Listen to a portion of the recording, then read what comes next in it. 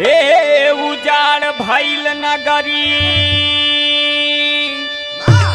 हे उजाड़ भइल नगरी,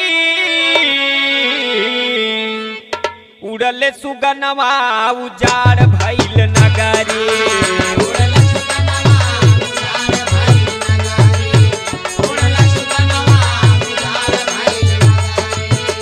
हे उजाड़ भइल नगरी, हे उजाड़ भइल नगरी, उड़ले सुगनवा उजाड़ भइल नगरी।